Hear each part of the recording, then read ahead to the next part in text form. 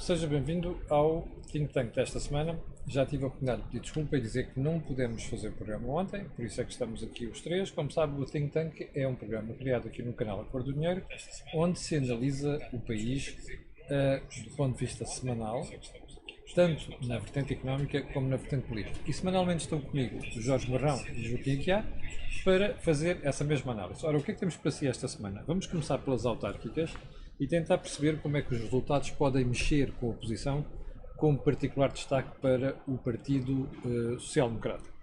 Em segundo lugar, vamos à tirada do Primeiro-Ministro, tirada entre aspas, naturalmente, sobre a Galp. Passamos depois para a campanha silenciosa de Pedro Nuno Santos, ou não tão silenciosa quanto isso, para chegar à liderança do Partido Socialista. E, finalmente, vamos ao englobamento obrigatório de rendimentos por efeitos de IRS. Joaquim Aguiar, por onde é que começar? Pelas autárquicas, perdão? Sim, mas as autárquicas vamos começar pelo eleitorado e não pelas candidaturas. Ou seja, o eleitorado tem sempre razão quando se pronuncia nas eleições. A questão está a interpretar qual é essa razão do eleitorado. Sim. E mesmo nas eleições autárquicas que têm uma referência local mais pronunciada, a verdade é que elas rapidamente atingem um significado nacional, sobretudo quando, como agora está a acontecer, é o próprio Primeiro-Ministro que tem um protagonismo de primeiro plano. Evidentemente tem que se perguntar o que é que está a inquietar o Primeiro-Ministro para se desmultiplicar em declarações e intervenções. E o que é que está a incomodá-lo? Já lá vamos, mas por outro lado temos que tentar antecipar o que é que vai ser a atitude do eleitorado nestas eleições. Vão dividir os seus votos em função das candidaturas locais ou vão agregar os seus votos em função dos partidos nacionais? Ora, é justamente aqui que poderá estar a razão de inquietação do Primeiro-Ministro. Não interessa tanto para o Primeiro-Ministro quantas câmaras ganha ou perde, mas interessa-lhe o que se vai passar com a sua maioria parlamentar de esquerda que o apoia no Parlamento. E estas eleições podem ser tão negativas para os partidos que fazem parte dessa maioria parlamentar de esquerda, que é a própria maioria parlamentar de esquerda que se desagrega. Já tivemos umas eleições locais. Mas Joaquim, por aquilo que nós conhecemos das sondagens, a sensação com que nós ficamos todos é que o único partido que pode ter um descalabro nas eleições pode voltar a ser o PCP. O Bloco parece estar lá mais ela por ela e o Partido Socialista até deve ganhar algumas câmaras. Porque é que o Joaquim diz que o resultado pode pôr em desacordo todos os partidos que fazem parte da gestão? Já se está a ver isso a acontecer porque no meio desta campanha para as eleições autárquicas está de facto a discutir-se a votação no próximo Orçamento de Estado.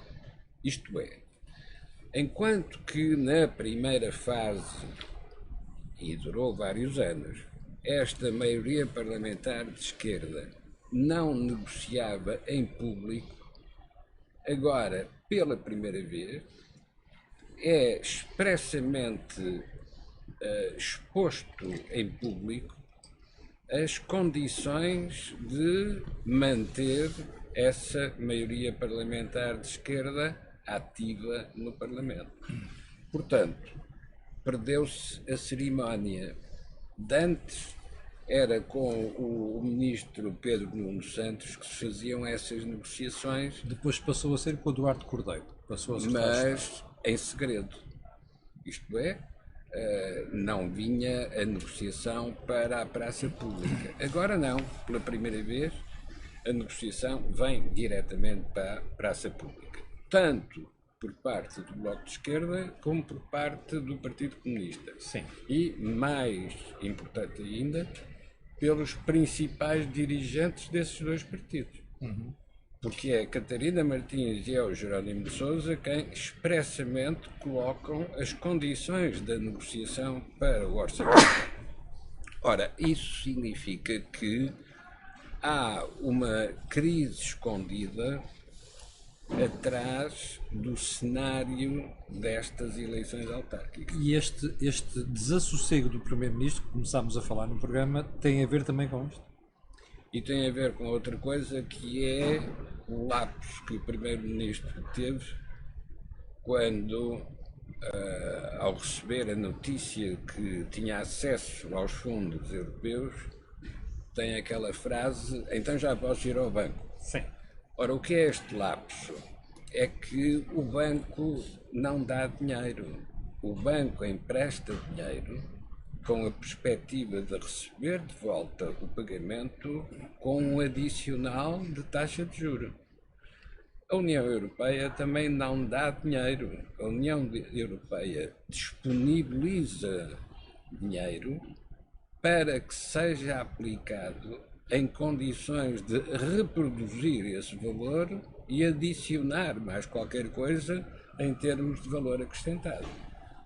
Ora, quando o Primeiro-Ministro usa na campanha eleitoral esses dinheiros da Europa como uma vantagem para Portugal, esquece que é uma obrigação para Portugal fazer com esse dinheiro mais do que aquilo que está a ser feito antes de ter esse dinheiro.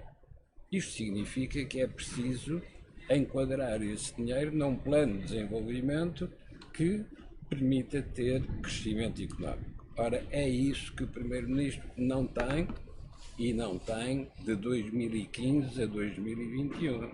Portanto, o Joaquim, com esta explicação, está a dizer que a agitação nos partidos pode não ficar apenas pelos partidos da oposição, pode centrar-se até nos partidos da coligação.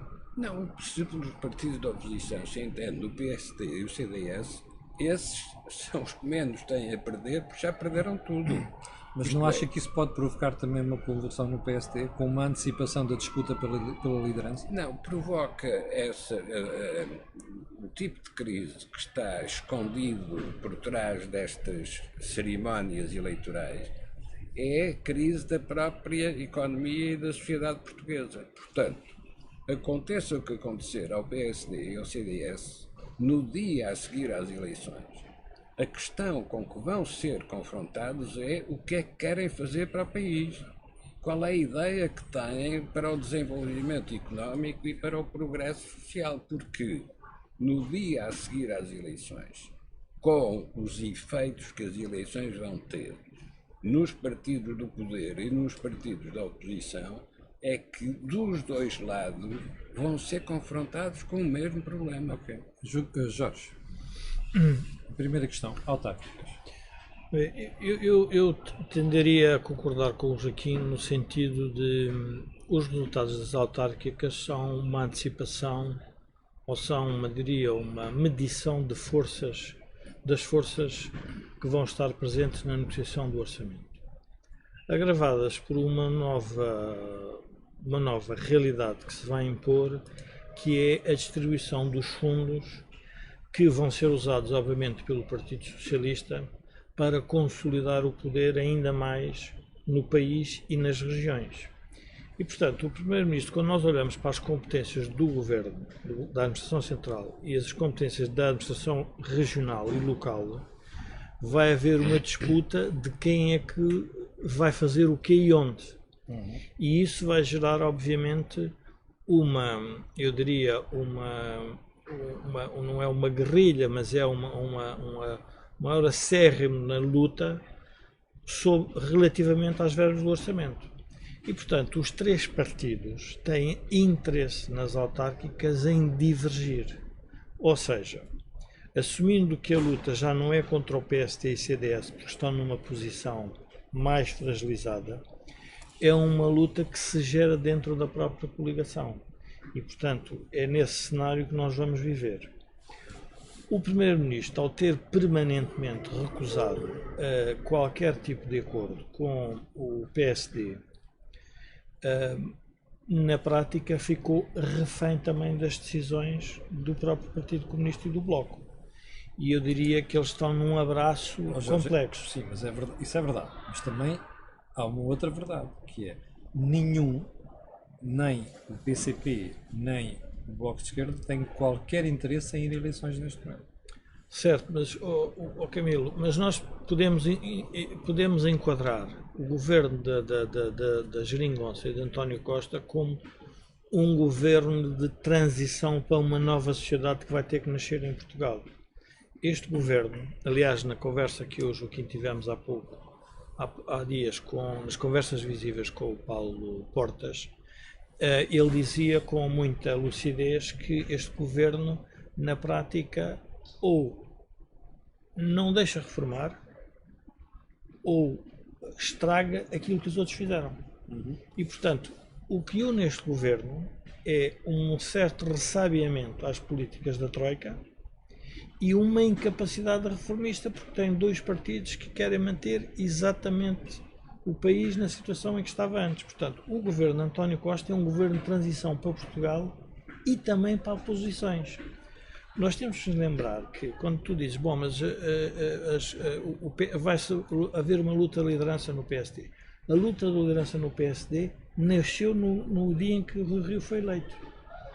Porque nasceu nesse dia, porque foi nesse dia que o PSD ainda não fez as contas com o seu papel no processo de governo durante a Troika. Portanto, nós temos um período, se quisermos, que é um período em que a Geringonça está praticamente a fazer, diria, a regeneração do sistema político. Obviamente ninguém está a vê-la, mas todos nós estamos a sentir a podridão do sistema. Quando eu digo a podridão é o imobilismo, as posições são todas mais ou menos conquistadas, estão todas mais ou menos instaladas, todas as pessoas estão a tratar da sua vidinha e, portanto, ninguém se está a mexer. Ora, é óbvio que acresce a isto uma outra dificuldade para o governo. É que aplicar os fundos comunitários, os fundos europeus, obriga a que a administração local se prepare para que isso aconteça. Porque não pode ser feito tudo em Lisboa e no Porto. Não pode, tem que ser feito num país como um todo. E, portanto, isto torna ainda mais complexa a situação. E quando eu vejo o Primeiro-Ministro ir a vários sítios com o PRR atrás, basicamente está a dizer, aquele cheque que eu trouxe de Bruxelas, por favor usem-no, por favor gastem-no. E passa outra mensagem que é, pronto, agora, os melhores a gastar isto somos nós que estamos no poder. Pronto, a malta do Partido Socialista. A malta do Partido Socialista. E aí é que entra o problema da Geringonça. A Geringonça também tem que, a Geringonça que eu digo, os partidos que não o Partido Socialista, têm que também querem consolidar os seus eleitorados nas suas regiões e, portanto, vão fazer novas exigências. Eu diria que nós vamos ter uma exigência, se quisermos, nacional no orçamento, mas vai haver uma exigência sobre os projetos locais. Isso vai ser notório porque dependerá muito, aliás, o próprio sucesso do PRR em muitas matérias só depende da sua capacidade de execução, admitindo que Bruxelas já aprovou os projetos que lhe foram, enfim, apresentados numa primeira fase. E tu partilhas da opinião de Joaquim de que este desassossego que se vive é sinal de que pode haver uma convulsão dentro da própria coligação no pós-eleições? Eu diria que eles não estão preparados para a convulsão. Ou seja, o país está a sair de uma pandemia, nós estamos com uma dívida pública, que falámos no programa anterior, uma dívida colossal. Não sabemos como é que as taxas de juros vão evoluir. Não temos os assuntos das moratórias resolvidos e ninguém quer ter a responsabilidade de provocar uma crise. O próprio Presidente da República, por mais sinais que tenha dado de que o governo está imóvel, não está reformista, não está com uma ideia para Portugal, não tem um projeto de ambição para Portugal, tem apenas um projeto orçamental de poder, vai ter dificuldade em fazer. Agora, Camilo, em política os acontecimentos são muito mais rápidos daquilo que talvez nós prevemos. Vai haver eleições também na Alemanha. As eleições na Alemanha vão determinar vamos ter uma outra dimensão. Não querendo entrar por aí porque não é o objetivo deste programa, mas vamos ter que pensar que a emissão dos 750 mil milhões que a Europa disse que fazia, se vai acontecer ou não. Eu falei nisso no artigo do Jornal de Negócios desta semana, em que perguntava, bom, então, mas espera aí, se eu estivesse em Bruxelas, ou se eu fosse um dos líderes europeus, líderes nesta ideia de colocar dinheiro para emprestar aos países, eu perguntaria assim, então, mas vocês não estão com uma previsão de crescimento superior àquela que se previa? Então não há país no próximo ano, por este ritmo de crescimento, as economias não vão estar acima de 2019? Então vocês não estão a gastar em projetos que são de duvidosa utilidade no âmbito da utilização dessa mesma bazuca? Então se é assim, vamos reduzir o montante a emitir. Isto não faz sentido? Faz sentido. Eu aliás, comecei a pensar, com estas eleições autárquicas, que é o tema do meu artigo da manhã, do Negócios, foi introduzida na política portuguesa, já tínhamos esse hábito, mas agora foi introduzida a ideia do gratuito. Sim. À direita e à esquerda tudo é gratuito. E eu juntei as 3 frases mágicas que os dirigentes socialistas usaram nestes últimos anos. Uma é a vida para além do déficit, a dívida não é para se pagar, é para gerir, e viramos a página da austeridade. Se nós juntarmos essas 3 frases, mais a ideia do gratuito, nós temos a explicação do problema do país. É um país que não faz contas a tempo, faz tardiamente. E lembrei-me que se calhar estava na altura de dar uma reviravolta e uma cambalhota, do ponto de vista de concepção ideológica e política, que era, e se nós voltássemos ao escuro? E porquê é que eu pensei sobre isto? Porque o professor Ferreira do Amaral dizia-se que, enfim, foi um grande defensor, e ainda é defensor, que Portugal, para se manter competitivo, teria que ter uma moeda para desvalorizar. Fez-me lembrar uma outra dimensão, que é os políticos nacionalistas com uma moeda federal tornam-se mais irresponsáveis. Porquê? Porque ficam dependentes do Banco Federal, neste caso do BCE, e das ajudas, e nunca sofrem diretamente, ou sofrem por via, diria, numa crise já extremada, os erros que cometem políticas públicas. Com a inflação, como está a ver agora. Com a inflação, as pessoas reparavam logo no dia a seguir. Olhavam para o salário e diziam, pá, mas o meu salário, afinal, não dá para comprar tanta gasolina. E onde é que nós começamos a assistir isto? As pessoas hoje pararem e pensar, por exemplo, relativamente à questão dos combustíveis, e verificarem que cada vez que enchem um tanque, metade é para o Estado. Na prática, o que nós estamos a dizer é que o Estado só sobrevive com uma alta tributação de rendimentos. E, portanto, aquilo que aconteceria por um fenómeno que era transversal a toda a sociedade, que era a inflação generalizada, vai acontecendo de setor a setor. Obviamente que há circunstâncias específicas de cada setor, mas nós vamos assistir a este problema, que é uma permanente aumento de preços, porque a produtividade do país não aumenta e, portanto, as empresas, a única forma que têm de sobreviver é continuar a aumentar os seus preços. Joaquim, eu era muito miúdo, portanto vou fazer esta afirmação com alguma cautela, mas eu não me lembro de ver nem sequer o Vasco Gonçalves utilizar tanto o adjetivo contra uma empresa como viu o Primeiro-Ministro fazer em relação à Galp. O que é que acha que isto aconteceu? Foi planeado? Foi ele que nadou para fora de pé? O que é que teve por trás daquilo? Vamos voltar ainda a um ponto anterior. Nas eleições, o que se pergunta é em que partido vota ou em que candidato, nas eleições locais, em que candidato vota. E de facto, objetivamente, do resultado eleitoral não se deve querer extrair mais do que isto. Mas de facto, o que os eleitores votam quando escolhem o partido ou o candidato é sobre a situação do país. As eleições locais são agora, 26 de setembro, as eleições nacionais legislativas serão em 2023. Sim. O período entre agora e 23 vai ser todo dedicado à pergunta como é que está o país. E em 23, então aí já as escolhas estarão orientadas por este tema. Ainda não será agora.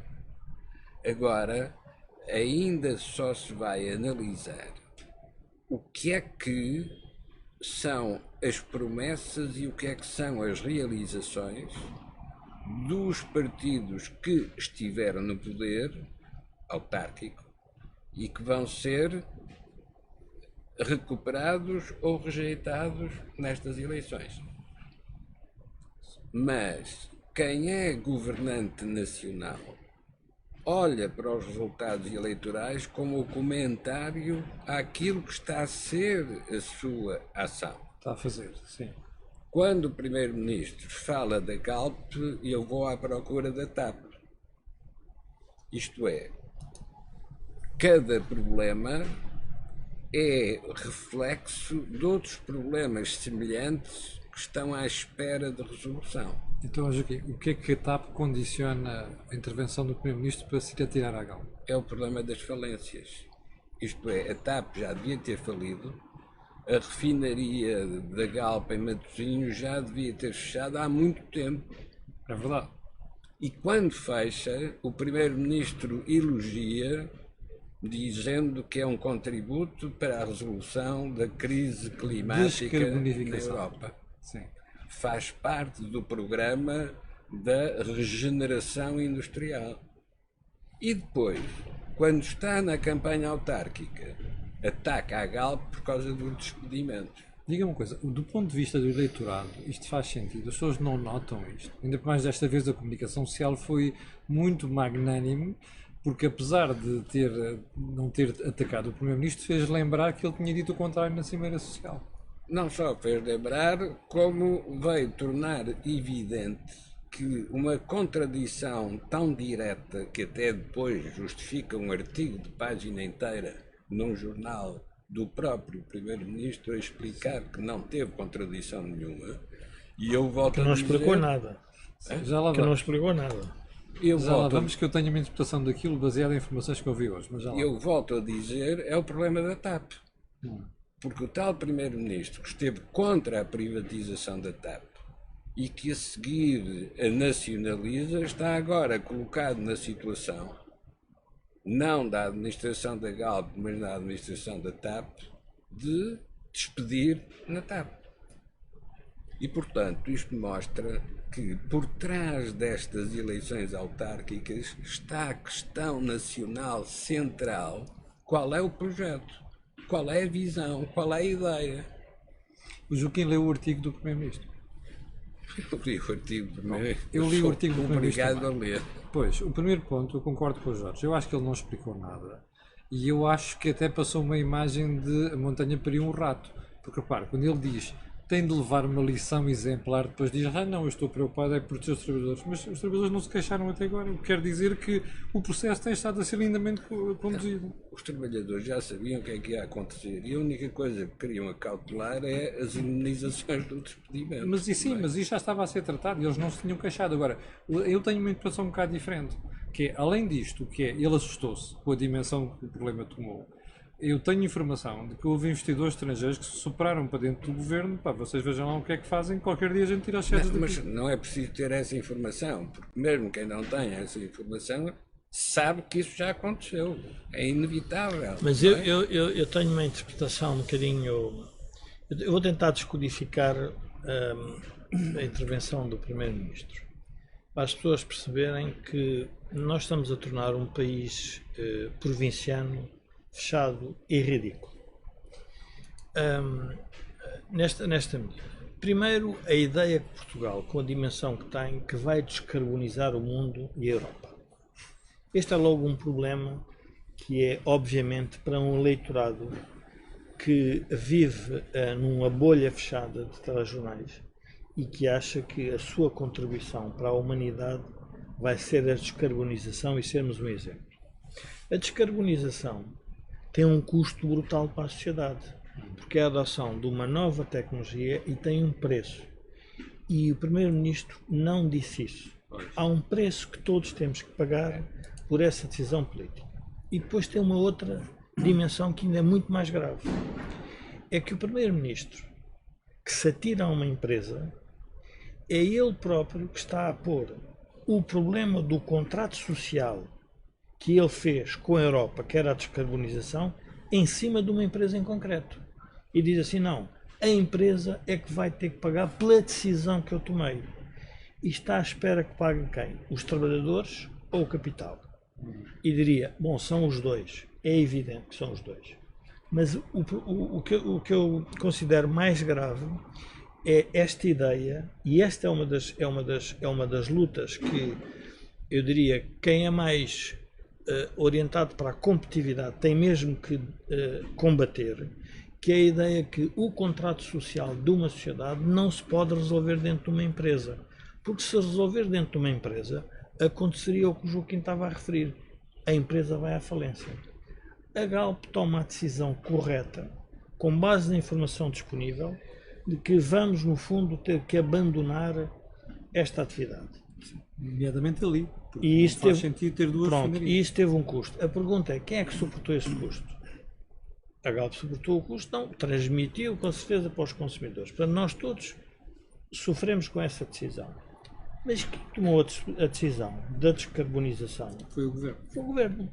Portanto, e é esta luta entre o efeito das políticas públicas nas políticas privadas e quererem passar o problema para dentro das empresas que gera o quê? Gera um problema de competitividade empresarial. E o ridículo é que depois temos do lado contrário na TAP, em que há muito mais despedimentos. E a pergunta é, mas estão a despedir porque fomos obrigados para a Europa.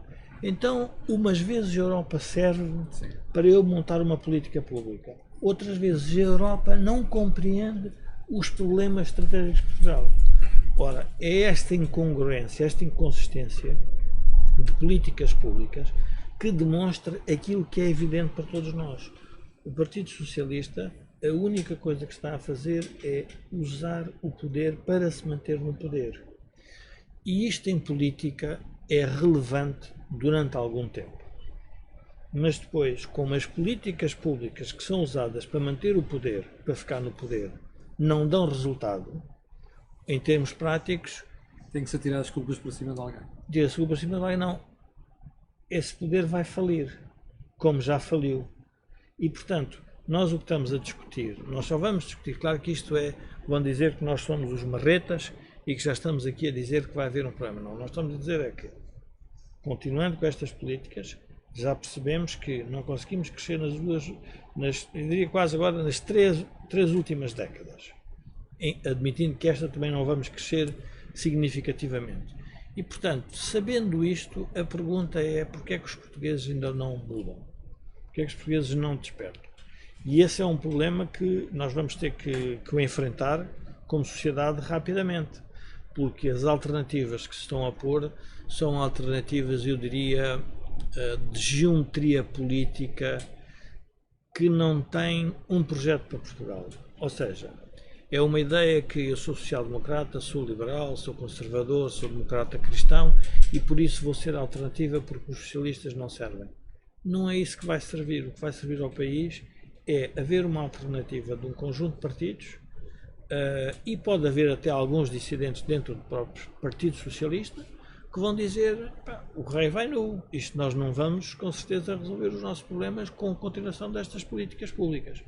E portanto eu julgo que esta intervenção do Primeiro-Ministro é muito reveladora do estado de, se quisermos, da cultura e de concepção de sociedade, que é gravíssimo no sentido em que nós, quando entramos para a Europa, foi para assumir uma economia de mercado, para deixarmos as empresas competir, para deixarmos as empresas mais capitalizadas, para não se endividarem, para não sofrerem problemas de competitividade por não tomar as decisões a tempo. Porque há aqui um outro problema, Camilo, que também é muito mais que deveríamos olhar.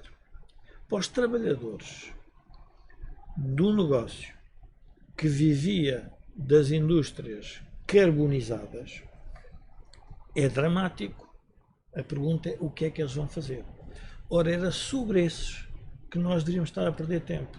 É como é que nós vamos pegar nessas pessoas e dar-lhes trabalho e dignidade, porque essas pessoas, por mais indemnização que recebam, podem já não ter as competências para encontrar emprego. Exato. E o Primeiro-Ministro, em vez de concentrar-se nisto, que é exatamente os países do norte da Europa, o que basicamente fazem é, cada vez que há desemprego em setores por questões de variações tecnológicas ou por questões de competitividade, ou seja, de que natureza for, a primeira área em que se concentram é vamos voltar a pôr esta pessoa no emprego.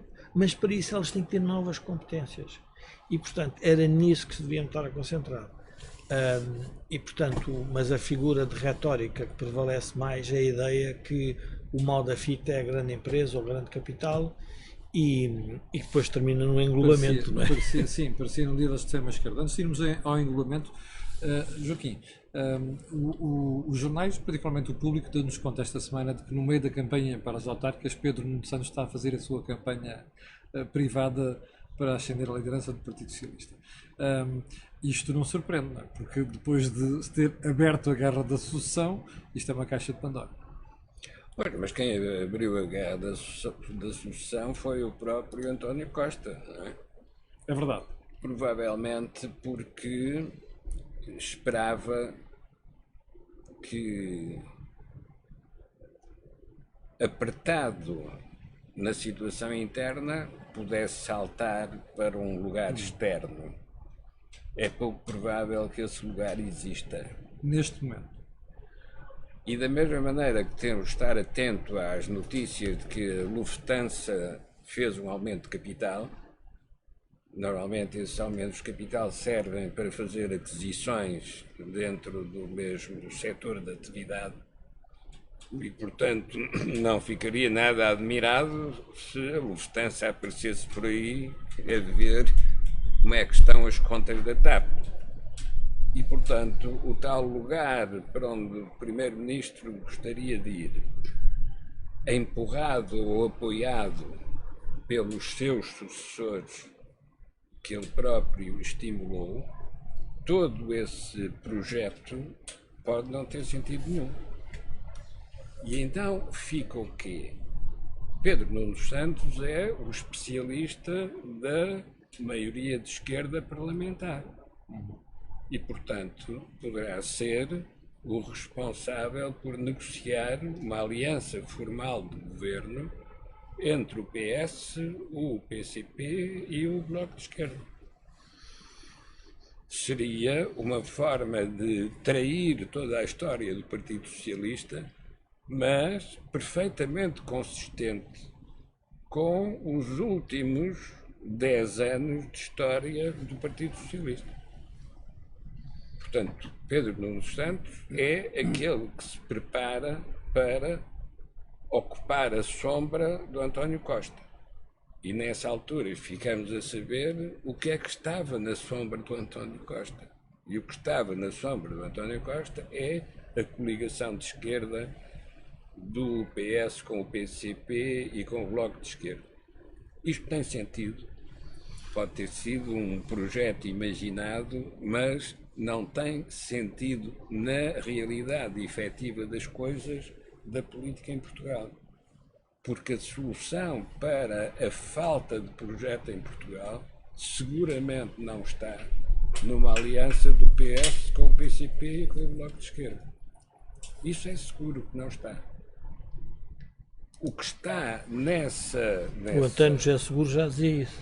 O António José Seguro já dizia isso. É verdade. O que está nessa fórmula política é 1975. É o projeto do gonçalvismo. Exatamente. Mas um projeto do gonçalvismo com o PS lá dentro. Sim. Mas, Joaquim, mas não acha estranho que praticamente 50 anos depois disso nós estejamos à beira de reativar uma espécie de política de extrema-esquerda, mas com o Partido Socialista? É normal quando se faz um exercício de matemática e se vai ver as soluções no fim do livro e a solução não é aquela a que nós tínhamos chegado, é normal voltar a fazer outra vez o mesmo exercício.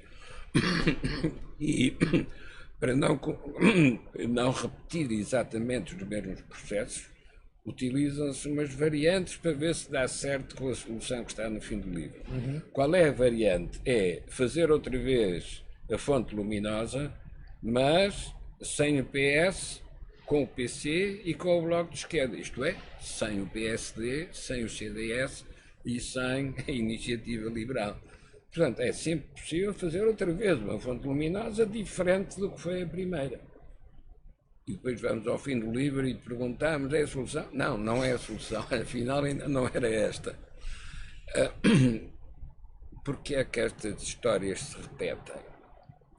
Porque não se quer refazer aquilo que foi uma decisão heroica. E a decisão heroica foi, em 2015, impedir que se fizesse o diagnóstico do que tinha sido o socratismo e analisar o diagnóstico que os técnicos europeus e americanos tinham feito sobre a economia portuguesa.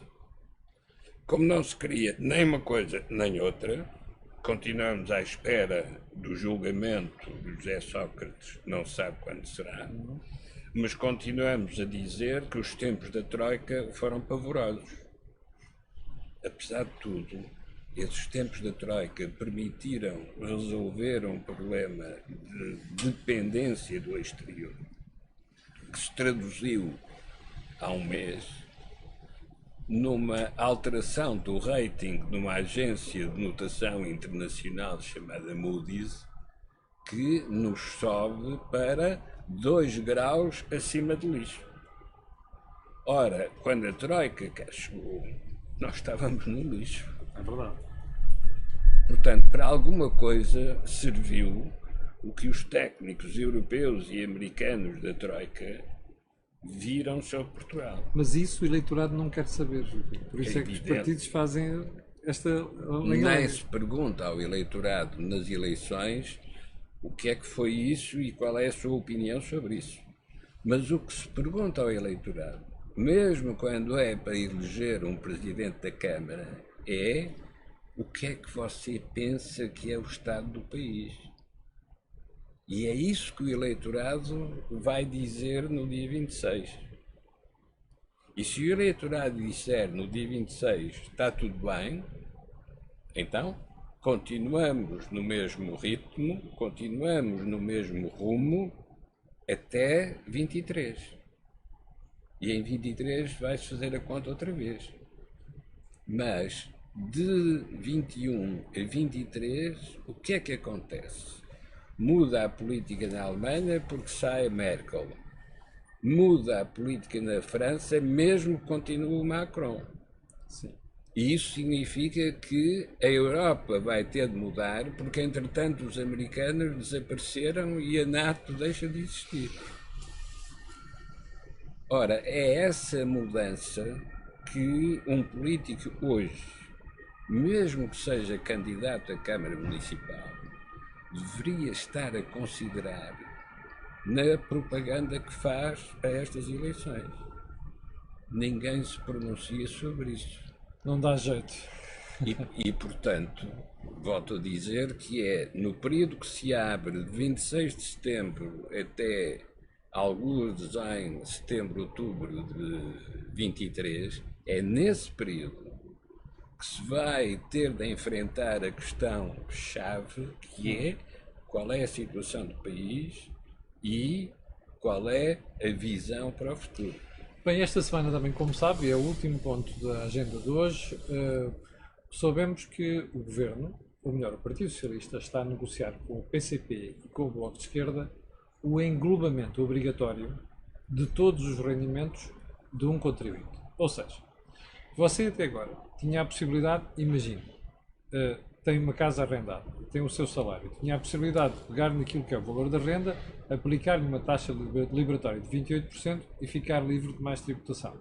Se este englobamento passar a entrar em vigor como obrigatório, quer dizer que obrigatoriamente tem que juntar os dois rendimentos. Ora, isto faz pular as taxas. E agora a conversa vai se centrar a partir daqui. Jorge, porquê é que aparece esta ideia do englobamento obrigatório agora? É porque é uma cedência do PS ao PCP e ao Bloco? para ter orçamento em Eu, antes de 2022? responder isso, gostava só de salientar aqui um tema que o Joaquim disse, que as pessoas deviam ganhar sensibilidade, que é a ideia da fonte luminosa. Este governo da Geringonça, como tem como centro o Partido Socialista, o Partido Socialista está a dar cabo do nome socialismo. Porque o socialismo de Mário Soares era um socialismo da social-democracia europeia.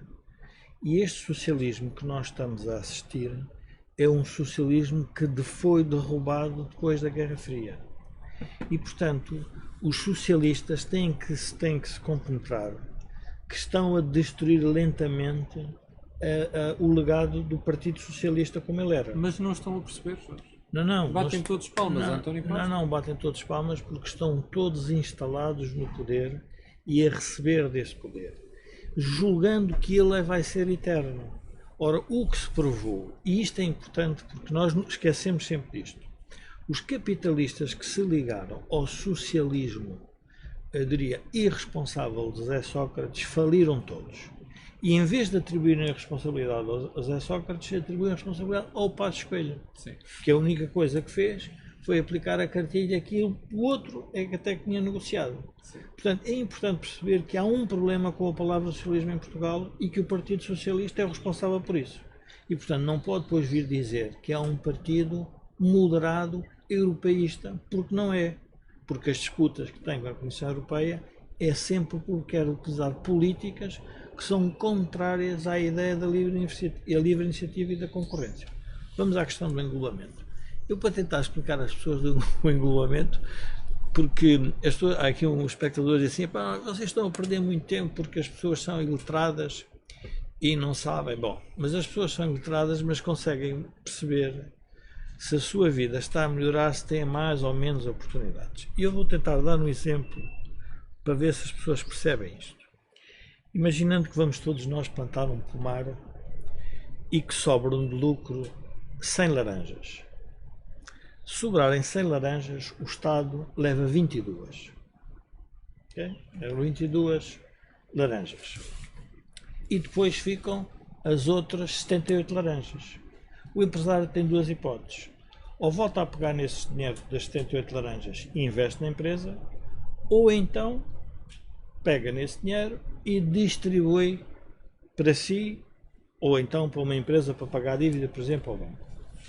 Se distribuir esses 78, no passado ele pagava só 28%. Porquê? Porque percebe-se que se eu somar as 22 que já paguei, mais as 28, eu já estou a pagar 50%. Pronto. O que é que o Partido Socialista quer? Que é aquilo que nós temos andado a dizer no think tank e que se está a concretizar.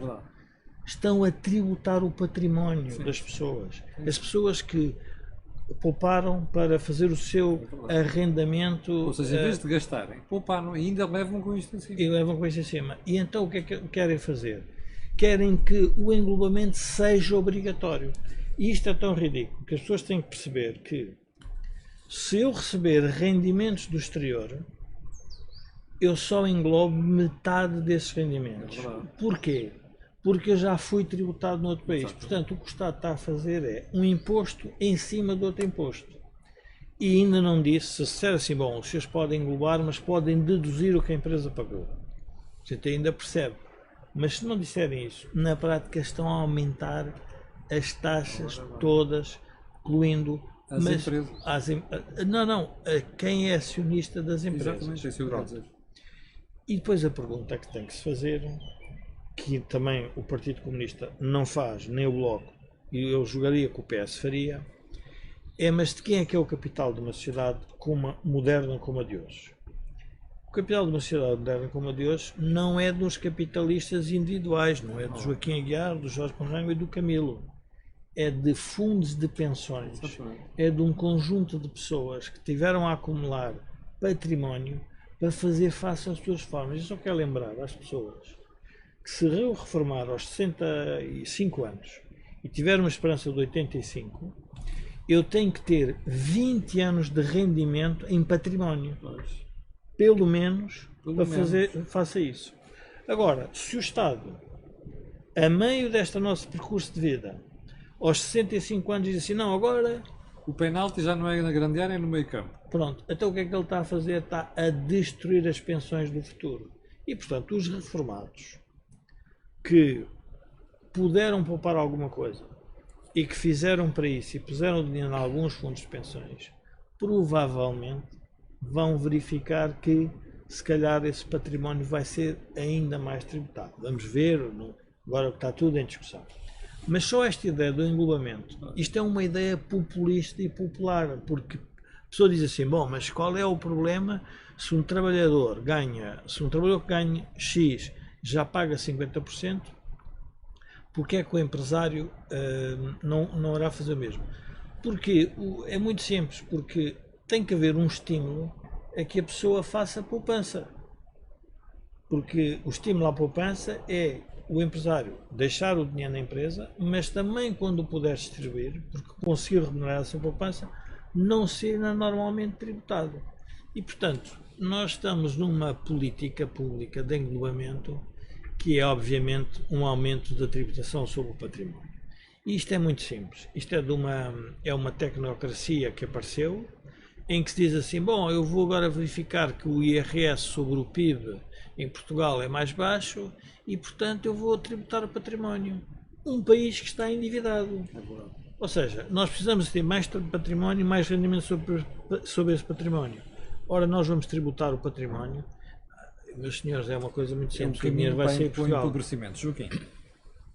Não, é a maneira mais simples de resolver o problema da habitação é atacar os senhorios, porque de certeza fica tudo a viver em tendas, que é a maneira mais fácil. Pode ser, o Joaquim tem razão, pode ser que o nosso próximo investimento seja em empresas que produzam tendas.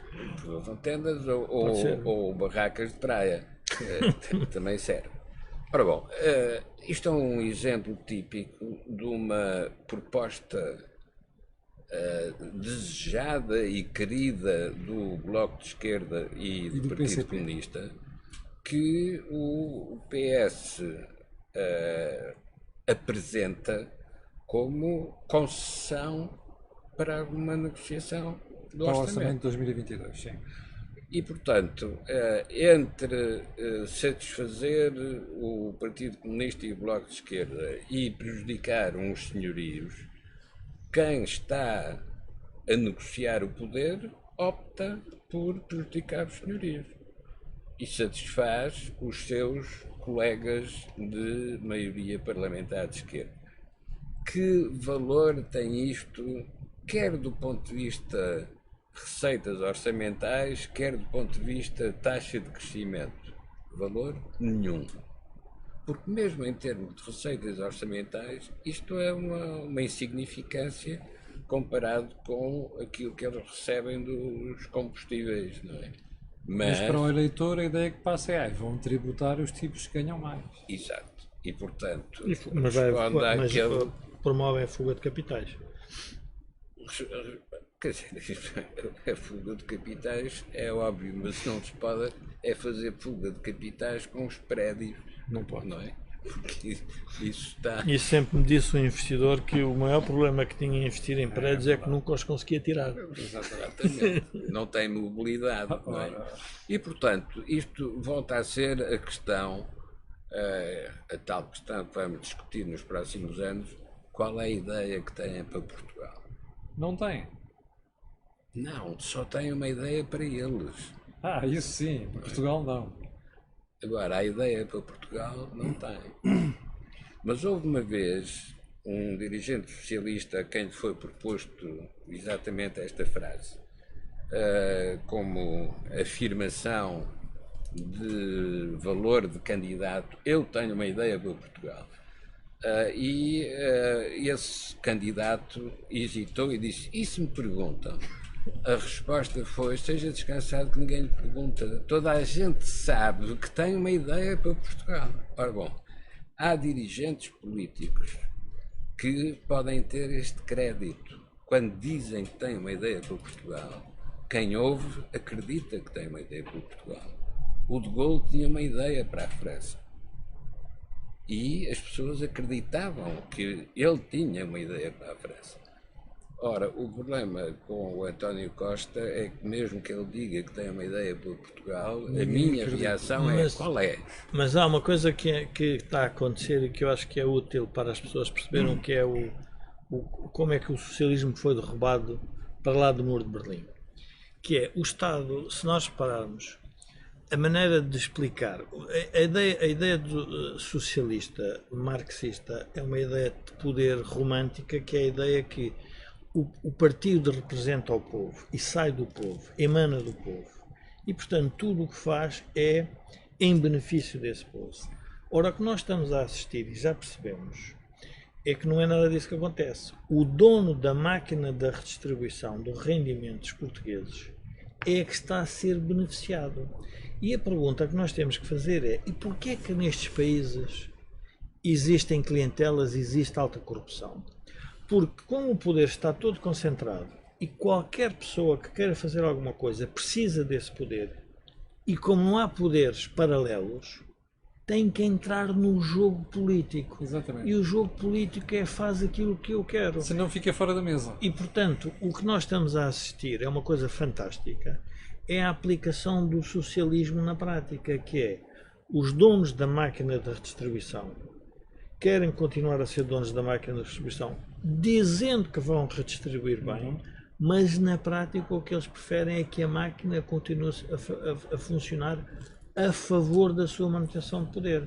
E por isso é que nós assistimos a esta espécie de absolutismo que resulta de uma dependência que a sociedade em geral tem do próprio poder. Exatamente, do próprio Estado. Bom, chegamos ao final do programa de hoje. Eu, no início, não tive cuidado de realçar que este canal tem uma parceria com a Prozis e também que este programa tem ajuda à produção. Este tem ajuda à produção do grupo Sendizaridade e fica feito aqui o registro.